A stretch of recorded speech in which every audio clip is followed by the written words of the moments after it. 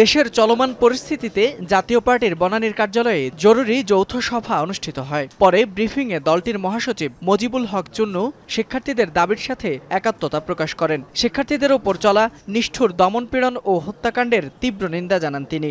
Ceylon family ব্লেন্ডের কড়ালিকার আর সতেজ সাদের perfect ব্লেন্ডে স্বপ্নেরা মিলুক টানা। এই বৈষম্য বিরোধী ছাত্র আন্দোলনের ন্যায্য দাবি শক্তি প্রয়োগের মাধ্যমে দমনের প্রক্রিয়াকে তীব্র নিন্দা জানায়।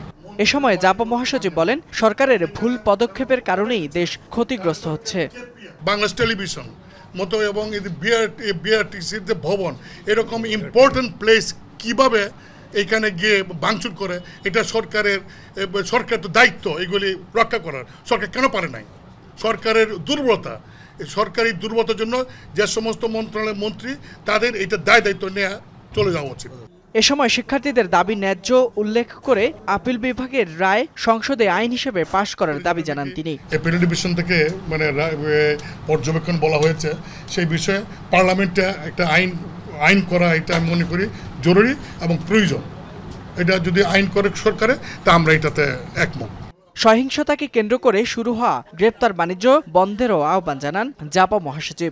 বাণিজ্য আরম্ভ হয়েছে, লিস্ট করে বলা হচ্ছে অমুক বিএনপি, অমুক পার্টি, এর মধ্যে আমাদের জাতীয় পার্টিরও অনেকে আছে। ফয়সাল মাহমুদ, যমুনা নিউজ, ঢাকা।